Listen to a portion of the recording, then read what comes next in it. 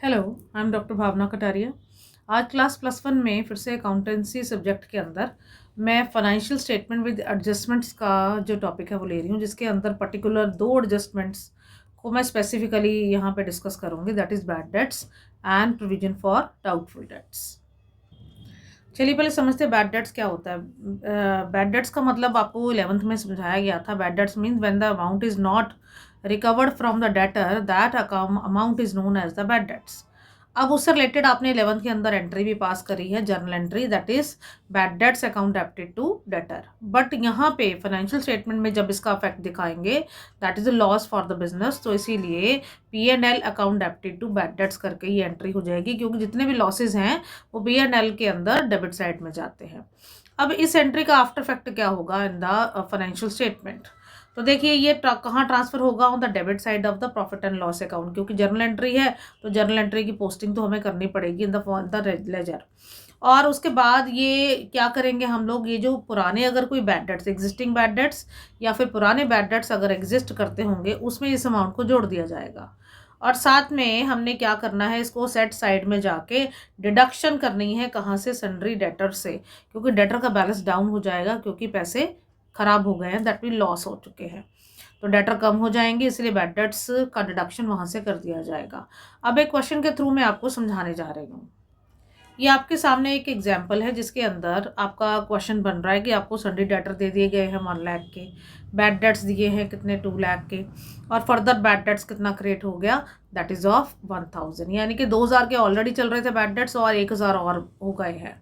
तो इसका after effect अब देखिए, ये जो आपके बैड डेट्स पुराने वाले हैं दैट मीन्स ओल्ड वन, 2000 आपके ओल्ड वन डेटर कहलाएंगे, क्योंकि ट्रायल बैलेंस में कोई भी चीज़ होती है हम उसको ओल्ड मान लेते हैं समझने के लिए।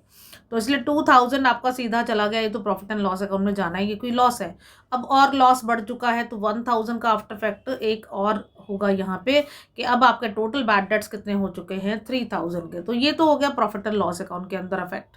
अब चलते हैं जरा बैलेंस शीट के अंदर। बैलेंस शीट में सबसे पहले डेटर जो है आपको पता ही है, वो तो आपके जाते ही जाते हैं कहाँ पे, असेट साइड में। अब ये जो फर्दर बैड डेट्स क्रिएट हुए हैं ये वाले, तो इसको भी हमने डिडक्ट करना है, क्योंकि ये जो 2000 के बैड डेट्स थे ये वाले, तो ये तो ऑलरेडी डिडक्ट होके आए होंगे, पर ये जो अभी क्रिएट हुए हैं इनको डिडक्ट करना जरूरी है। और वैसे भी एडिशनल इन्फॉर्मेशन का इफेक्ट आपका 2 जगह पे पड़ता है, एक हमने प्रॉफिट एंड लॉस अकाउंट में डाल ही दिया था ये वाला, और अब हम यहाँ से माइनस करके इसका दूसरा आफ्टर इफेक्ट लेके आ रहे हैं, और बाहर अमाउंट कितनी आ जाएगी, 99,000। चलिए अब हम करते हैं प्रोविजन फॉर डाउटफुल डेट्स से रिलेटेड। अगर प्रोविजन फॉर डाउटफुल डेट्स देखते हैं, प्रोविजन फॉर डाउटफुल डेट्स क्यों क्रिएट किए जाते हैं, ये इसका पहले रीज़न समझिए। आपको प्रोविजन एंड रिजर्व्स के चैप्टर के अंदर ये करवाया गया था। ये प्रोविजन इसलिए मेंटेन होती है क्योंकि हमें डाउट होता है कि डेटर हमारा पैसा देकर जाएंगे या नहीं देकर जाएंगे, तो इसीलिए उस डाउट को करने के लिए, मतलब उसको थोड़ा सा सिक्योर करने के लिए ये हम प्रोविजन फॉर डाउटफुल डेट्स जो है वो क्रिएट करते हैं, और इसमें पैसा ट्रांसफ़र करते हैं, और जब कहीं बैड डेट्स क्रिएट होते हैं तो यहाँ से पैसा निकाल लिया जाता है। तो इसलिए जब हम यहाँ पे पैसा ट्रांसफ़र करते हैं इस को कवर करने के लिए, बैड डेट्स को कवर करने के लिए, तो हम प्रॉफिट एंड लॉस अकाउंट से पैसा निकालते हैं। तो इसलिए एंट्री क्या बनती है, profit and loss account debited to provision for doubtful debts. और इसी के साथ जब बैड डेट्स क्रिएट हो जाते हैं प्रेजेंट, दैट मीन्स जो करंट ईयर के चल रहे हैं बैड डेट्स क्रिएट हो जाते हैं, तो इसीलिए वहाँ से ये पैसा निकाल लिया जाता है, पुरानी प्रोविजन में से निकालते हैं, that is the provision for doubtful debts account debited to bad debts. तब हम ये वाली एंट्री बनाते हैं। अब इसको क्वेश्चन के थ्रू समझते हैं। अब आपके सामने एक क्वेश्चन है, ट्रायल बैलेंस दिया गया है, आपको सन्ड्री डेटर दिए गए हैं। सबसे पहले इनका प्लेस फिक्स कर लेते हैं। सन्ड्री डेटर कहाँ जाते हैं, in the balance sheet, B लिख देते हैं। प्रोविजन फॉर डाउटफुल डेट्स कहाँ जाते हैं, that is the old provision. वैसे तो ये आपकी लाइबिलिटी साइड अपेयर होते हैं, बट यहाँ पे हमने इसको क्योंकि कैंसिल करना होगा तो इसीलिए इसको हम ट्रांसफ़र करेंगे प्रॉफिट एंड लॉस अकाउंट की क्रेडिट साइड में। कैंसिलेशन एंट्री जाएगी credit side of P&L account, और क्योंकि नए क्रिएट करने हैं ना इस क्वेश्चन में, तो बैड डेट्स ये वाले कहाँ जाएंगे, P&L अकाउंट की डेबिट साइड में। और इस तरफ एडिशनल बैड डेट्स है, इसका आफ्टर इफेक्ट 2 जगह पे पड़ेगा, एक तो ये डेटर में से असेट साइड में जाके लेस हो जाएंगे, और दूसरा आफ्टर इफेक्ट इसका क्या पड़ेगा, ये प्रॉफिट एंड लॉस अकाउंट में जाने वाले हैं, पुराने बैड डेट्स में इसको एडिशन देंगे, पी का मतलब है हमारा प्रॉफिट एंड लॉस अकाउंट। ये एक रफ आइडिया दे रही हूँ इस क्वेश्चन को समझाने के लिए। अब आपने मेंटेन करनी है प्रोविजन फॉर डाउटफुल डेट्स। ये हमेशा डेटर की अमाउंट, बैड डेट्स, डेटर की अमाउंट में से बैड डेट्स लेस करने के बाद जो रिमेनिंग अमाउंट बचता है उसके ऊपर ये प्रोविजन मेंटेन होती है। इसीलिए इसका इफेक्ट आपकी असेट साइड में नजर आएगा और दूसरा आफ्टर इफेक्ट आपका चला जाएगा प्रॉफिट एंड लॉस अकाउंट में। तो ये आपको एक रफ आइडिया दे दिया। अब मैं आपको लाइव करके दिखाती हूँ। देखिए, जब भी आपको इस तरह का क्वेश्चन आ जाए तो सबसे पहले आप बैलेंस शीट में चले जाइए। वहां पे सबसे पहले हम नोट करेंगे डेटर्स। डेटर्स की अमाउंट आपको दे रखी थी हमने 4,10,000 और लेस करेंगे सबसे पहले जो फर्दर बैड डेट्स क्रिएट हुए हैं, इसको हम न्यू बैड डेट्स भी बोल सकते हैं। वो आपके चल रहे हैं 10,000। ये यहाँ से लेस कर दिया जाएगा क्योंकि बैड डेट्स को लेस करने के बाद ही आपकी प्रोविजन जो है वो मेंटेन करी जाएगी। अब रिमेनिंग अमाउंट आपकी कितनी आती है, 4 lakh. Than less new provision create करने जा रहे हैं। न्यू प्रोविजन भी इसको बोल सकते हैं या फिर प्रोविजन फॉर डाउटफुल डेट्स। ठीक है, और करके कुछ भी आप लिख सकते हैं यहाँ पे। और वो आपकी होगी, यहाँ पे परसेंटेज मैं आपको अभी दिखा रही हूँ। ये देखिए परसेंटेज आपकी कितनी चल रही है, 10%। तो 10% किसका करना है वो देखिए, 4 लाख, दैट मीन जो रिमेनिंग अमाउंट है उसका 10% करेंगे। ये स्टेप आपने नहीं भूलना है। 40,000 और रिमेनिंग अमाउंट आपकी बाहर निकाल देंगे। तो ये आपका ट्रीटमेंट हो गया बैलेंस शीट के अंदर। अब चलते हैं जरा प्रॉफिट एंड लॉस अकाउंट के अंदर। सबसे पहले प्रॉफिट एंड लॉस अकाउंट के अंदर हम नोट करेंगे बैड डेट्स। जो पुराने वाले बैड डेट्स हैं उनको नोट किया जाएगा। पुराने वाले बैड डेट्स दैट मीन जो आपके ट्रायल बैलेंस में गिवन थे, that is 6,000।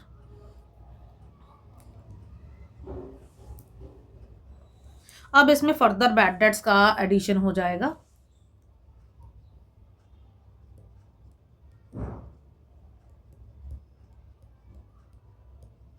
That is of 10,000, यानी कि टोटल बैड डेट्स आपके कितने हो गए, 16,000, राइट। अब जो नई प्रोविजन मेंटेन करी है उसको रिकॉर्ड करेंगे।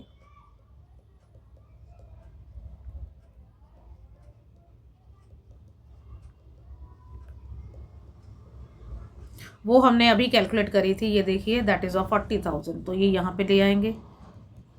अब अगर नई प्रोविजन मेंटेन होगी तो पुरानी को तो फिर कैंसिल आउट करना होगा ना। तो बाय प्रोविजन फॉर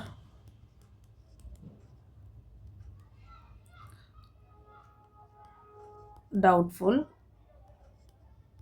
डेट्स, ये आपकी पुरानी प्रोविजन मेंटेन थी 20,000, उसको हम यहाँ पे नोट कर देंगे। तो इस तरह से आपका ये ट्रीटमेंट जा रहा है। अब आपके सामने हम लोग 6 मार्क्स का क्वेश्चन सॉल्व करने जा रहे हैं, जिसके अंदर जो आज मैंने इस वीडियो के अंदर bad debts and provision for doubtful dates का ट्रीटमेंट आपको समझाया है वो भी आएगा, और पिछली जो एडजस्टमेंट है उनको भी लेकर हम लोग करने जा रहे हैं। बट इसका सबसे पहले हम क्वेश्चन डिस्कस करेंगे कि कौन सी चीज़ कैसे आपकी करनी है, और उसके बाद एक लाइव के अंदर मैं जाके आपको ये सारा क्वेश्चन सॉल्व करके दिखाऊंगी। चलिए पहले डिस्कस करते हैं। तो सबसे पहले आपके सामने अगर आप देख रहे हैं, ये देखिए फर्नीचर एंड फिक्सचर है, ये आपको पता है बैलेंस शीट में जाएगा। तो व्हीकल आपके सामने है, ये भी कहाँ जाएंगे, बैलेंस शीट में। ये बिल्डिंग आ गया balance sheet, capital balance sheet. Bad debts आपका जाएगा, ये आपका ट्रायल बैलेंस पे गिवन है, ये प्रॉफिट एंड लॉस की आइटम बनेगा। प्रोविजन फॉर डाउटफुल डेट्स, ये आपकी पुरानी प्रोविजन है, ये भी प्रॉफिट एंड लॉस अकाउंट की आइटम बनेगी। सन्ड्री डेटर आपके बैलेंस शीट में जाएंगे, क्रेडिटर भी बैलेंस शीट में जाने वाला है।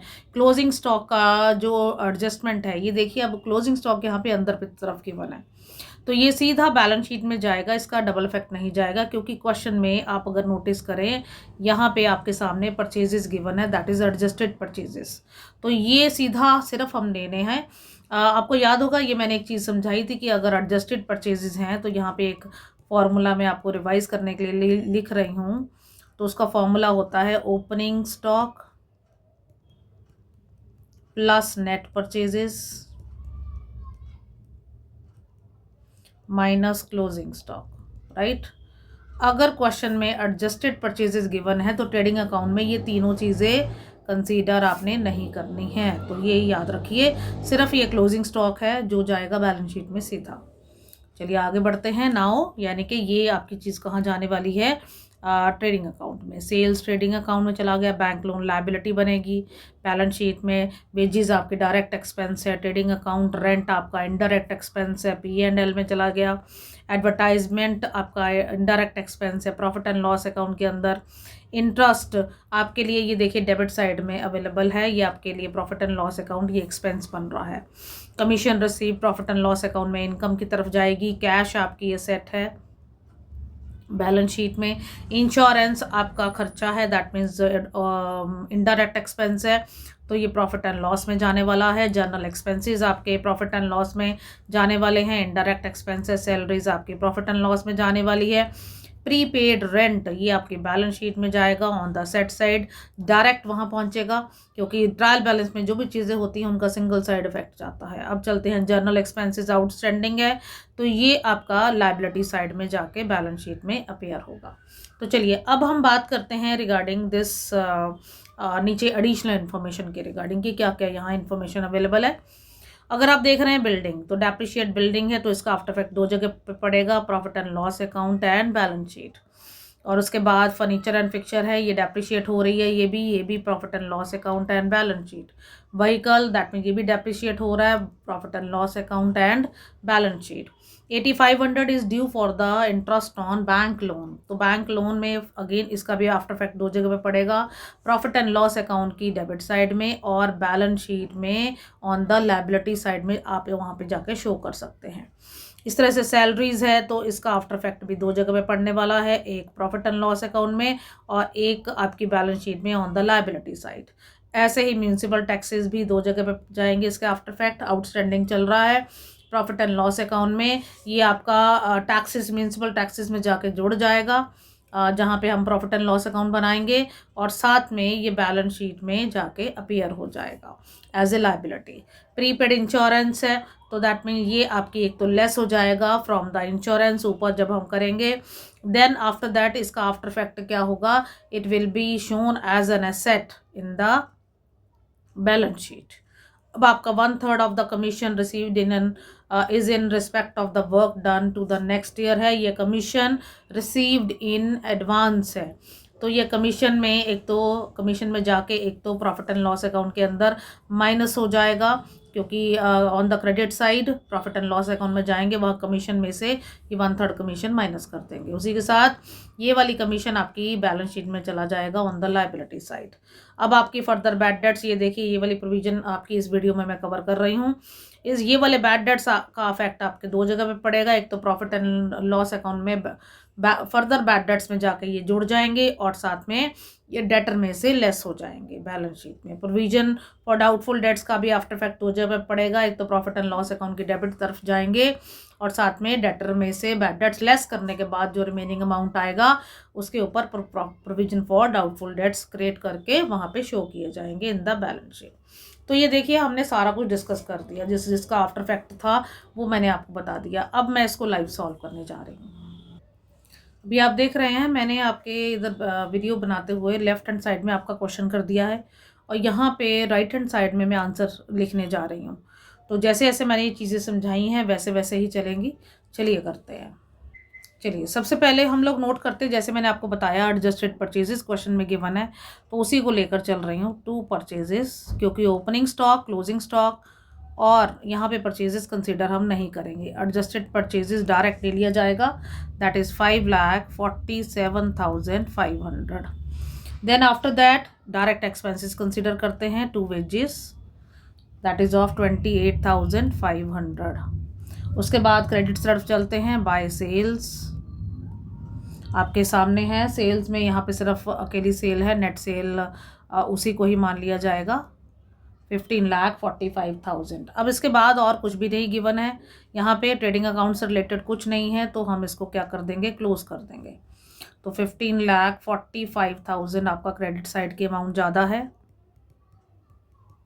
तो अब ये मनी ट्रांसफ़र हो जाएगी balancing figure gross profit, carried down बनाएंगे और ये चला जाएगा आगे प्रॉफिट एंड लॉस अकाउंट में, दैट इज़ 9,60,000 9,000। तो ये आपका ट्रेडिंग अकाउंट बन गया है। तो चलिए अब बनाते हैं प्रॉफिट एंड लॉस अकाउंट में। ये आपके सामने प्रॉफिट एंड लॉस अकाउंट का फॉर्मेट गिवन है, तो जिसके अंदर हम लोग सबसे पहले नोट कर रहे हैं सैलरीज, और उसके साथ सैलरीज आउटस्टैंडिंग को साथ में कंसिडर किया जाएगा। सैलरीज आपकी गिवन है 3,30,000, प्लस करेंगे उसमें outstanding salaries that is of 30,000, और बाहर अमाउंट निकाल देंगे 3,60,000। Now the next is journal expenses.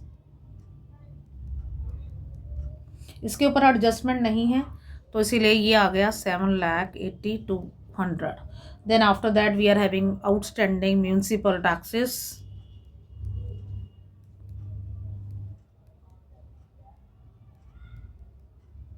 यहाँ म्यूनिसिपल टैक्सेस जो हैं वो ट्रायल बैलेंस में गिवन नहीं थी, तो इसीलिए उसी को ही हम कंसीडर कर रहे हैं, दैट इज़ ऑफ 12,000।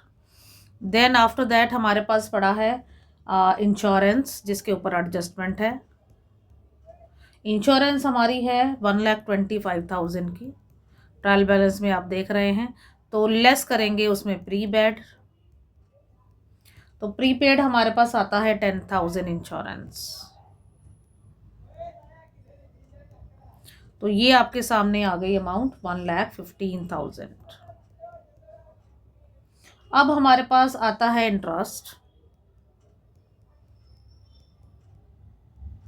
इंटरेस्ट के ऊपर भी हमारी एडजस्टमेंट पड़ी हुई है। इंटरेस्ट की अमाउंट है 11,800, और साथ में उसका outstanding interest on bank loan है वो हम ऐड करेंगे, आउटस्टैंडिंग है।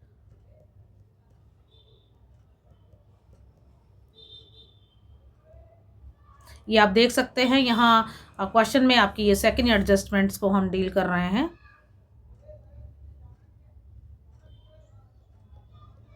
दैट इज ऑफ 8,500, और ऐड करके अमाउंट आ जाती है 20,300। अब चलते हैं नेक्स्ट पे। हमारे पास आता है टू एडवर्टाइजमेंट करेंगे, because this is also an indirect expense, that is of 45,000। Then हमारे पास है रेंट, ये सारा ट्रेडिंग अकाउंट की डेबिट साइड में जा रहा है, और रेंट की अमाउंट है आपकी 50,000। अब हम डील करने जा रहे हैं important adjustment, that is of bad debt से रिलेटेड। तो बैड डेट्स में अगर आप देख रहे हैं, सबसे पहले जो ट्रायल बैलेंस में बैड डेट्स गिवन है उनको नोट किया जाएगा। तो बैड डेट्स आपके ट्रायल बैलेंस में जो गिवन थे वो थे 12,500। उसमें आप further bad debts note add कर दीजिए, जैसे मैंने आपको समझाया भी है। फर्दर बैड डेट्स आपके ट्रायल बैलेंस में गिवन है एडजस्टमेंट नंबर 6, आप देख सकते हैं 10,000। ये ऐड करके अमाउंट आप बाहर की तरफ निकाल देंगे 22,500। राइट, प्रोविजन को अभी मैं नहीं डील कर रही, क्योंकि प्रोविजन की अमाउंट हम जब बैलेंस शीट बनाएंगे वहाँ से निकलेगी। अभी इसको यहाँ छोड़ते हैं, आगे एडजस्टमेंट्स को डील कर लेते हैं। देन अब हमारे पास मैं एक लाइन खाली छोड़ रही हूँ यहाँ पे। अब हम आगे कर रहे हैं रिगार्डिंग द डेप्रीसिएशन। यहाँ पे 2 लिख के छोड़ दिया है फॉर द प्रोविजंस के लिए, क्योंकि वो आपकी डेटर में से निकलेगी। तो यहाँ पे आपके सामने है 2 डेप्रीसिएशन ऑन बिल्डिंग रह गया है डेबिट साइड में, उसको कर रहे हैं। तो बिल्डिंग की डेप्रिसिएशन आपकी आती है 5% on the building amount, that is of 7,50,000। उसके ऊपर नोट किया जाएगा, दैट इज ऑफ 37,500। उसके बाद 2 डेप्रिसिएशन ऑन हमारे पास आती है फर्नीचर। फर्नीचर की अमाउंट आपके पास पड़ी है 64,000 की। आप क्वेश्चन को चेक कर सकते हैं, मल्टीप्लाई बाय 10/100 करेंगे तो ये आ जाएगा 6,400। फिर उसके बाद 2 डेप्रिसिएशन ऑन व्हीकल। अब व्हीकल अगर ट्रायल बैलेंस में जाके चेक करें तो आपकी आते हैं 6,25,000, उसका 20% करना है तो ये आ जाता है 1,25,000। तो ये आपने नोट कर लिया, ठीक है। तो अब चलते हैं ऑन द क्रेडिट साइड, हमारे पास कौन कौन सी P&L में आने वाली हैं उसको डील करेंगे। तो सबसे पहले तो हम ग्रॉस प्रॉफिट ले लेते हैं, ब्रॉड डाउन करते हैं। तो ग्रॉस प्रॉफिट आपका आया था हमारा पीछे 9,69,000। देन आफ्टर दैट कमीशन को डील करेंगे बाय कमीशन। कमीशन आपकी आती है 37,500 और उसमें हम लेस करेंगे रिसीव्ड इन एडवांस। तो रिसीव्ड इन एडवांस आपका कितना है 12,500। इसका माइनस करने के बाद अमाउंट कितनी आ गई 25,000। ठीक है, चलिए अब जरा प्रोविजन फॉर डाउटफुल डेट्स एक रह गया है, उसको डील कर लेते हैं ताकि कोई प्रॉब्लम ना आए। तो उसके लिए मुझे सबसे पहले बैलेंस शीट में जाना पड़ेगा। मैं बैलेंस शीट में सबसे पहले डेटर को ही लिख रही हूँ। डेटर की अमाउंट अगर आप देख रहे हैं तो वो है 3,80,000। उसमें फर्दर बैड डेट्स को पहले लेस करेंगे। तो बैड डेट्स की अमाउंट चेक कर सकते हैं in the question. Further bad debts की 10,000 है, तो ये आ गया 3,70,000। अब इसमें हम लेस करेंगे, न्यू प्रोविजन की क्रिएशन होगी, that is provision for doubtful dates. तो ये कैसे करेंगे, 3,70,000 का आपने करना है 5%।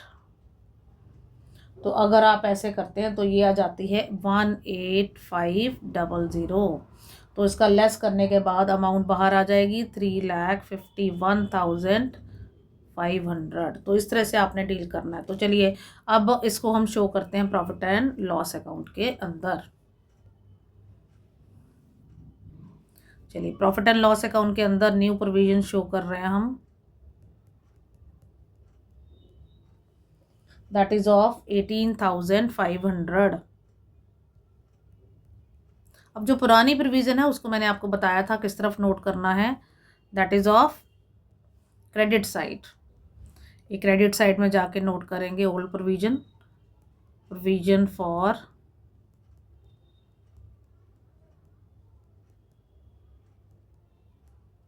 तो ये आती है 20,000। अब हम करेंगे इसका टोटल और बंद करेंगे जैसे नेट प्रॉफिट निकालते हैं। इसका टोटल अगर हम करें तो ये आता है 10,14,000,000,000। तो ये आपका हाईएस्ट टोटल है, आप करके भी देख सकते हैं। और ये नेट प्रॉफिट आपका निकाल रहे हैं हम लोग। तो आगे जाके ये चला जाएगा कैपिटल अकाउंट में, net profit transfer to capital account. तो ये आ जाता है 1,23,600। तो ये कैपिटल में जाके आप उसको एडिशन दे देंगे। चलिए अब बनाते हैं बैलेंस शीट। बैलेंस शीट में बनाने के लिए सबसे पहले हम ले रहे हैं यहाँ ट्रायल बैलेंस में सबसे पहले हमें क्या आगे बना है, फर्नीचर एंड फिक्सचर। तो उसी को लेके जा रही हूँ मैं, फर्नीचर एंड फिक्सचर। इसके ऊपर डेप्रिसिएशन भी थी, उसको भी डील करेंगे साइड बाय साइड। तो आपके सामने आता है 64,000, लेस करेंगे डेप्रिसिएशन जो हमने पहले भी निकाली है। ये डेप्रिसिएशन आपकी आ जाती है 6,400 और इसको लेस कर दिया जाएगा। लेस करने के बाद अमाउंट आएगी 57,600। फिर उसके बाद आती है बारी आपकी व्हीकल्स की। व्हीकल्स आपको दे रखे हैं 6,25,000 पे और इसके ऊपर भी डेप्रिसिएशन है, लेस डेप्रिसिएशन करेंगे। डेप्रिसिएशन आपकी आती है 1,25,000। ये हमने पहले भी कैलकुलेट करी है जब प्रॉफिट एंड लॉस अकाउंट में इसको नोट किया था। तो ये आ जाता है 5 lakh. Now the next is building.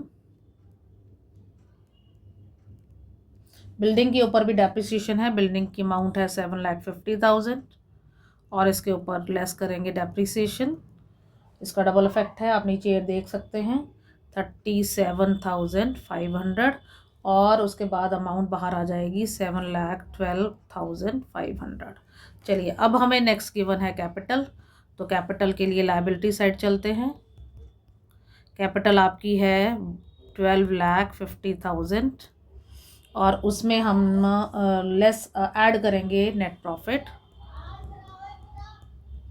That is of 1,23,600 और बाहर की तरफ अमाउंट आपकी आ जाएगी 13,73,600। चलिए ये भी डील हो गया। अब बैड डेट्स और प्रोविजन फॉर डाउटफुल डेट्स की हमने देख लिया, सन्ड्री डेटर को डील कर लिया। अब चलते हैं sundry creditor. Next amount given है आपकी क्रेडिटर की अमाउंट है आपके पास 2,50,000। देन आपके सामने है क्लोजिंग स्टॉक, ये आपका असेट साइड में जाएगा। सो क्लोजिंग स्टॉक ये आपका है 3,46,000। देन हमारे पास आगे बैंक लोन पड़ा हुआ है तो वो आपकी लायबिलिटी बनेगा। बैंक लोन है 3,05,000 और इसी के साथ आप इसका आउटस्टैंडिंग जो इंटरेस्ट है वो साथ में मेंशन कर दीजिए, आउटस्टैंडिंग इंटरेस्ट ऑन लोन। इसका डबल इफेक्ट जाएगा 8,500। चलिए आगे बढ़ते हैं। नाउ हमारे पास इसके बाद अगर एडजस्ट कैश गिवन है तो कैश को मेंशन करते हैं हम। कैश हमारे पास है 65,000। देन हमारे पास है प्रीपेड रेंट। प्रीपेड रेंट आपकी क्या होती हैं, असेट। Prepaid rent 41,500। अब आपके सामने है जनरल एक्सपेंसेस आउटस्टैंडिंग, ये आपकी लायबिलिटी साइड जाएगा।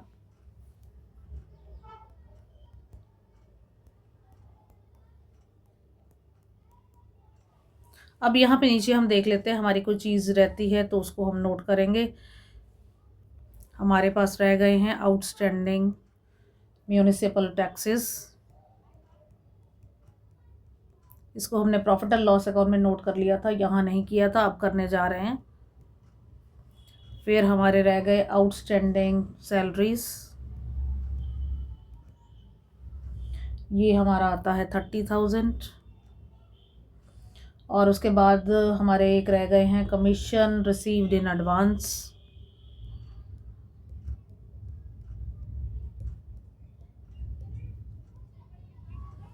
That is of 12,500।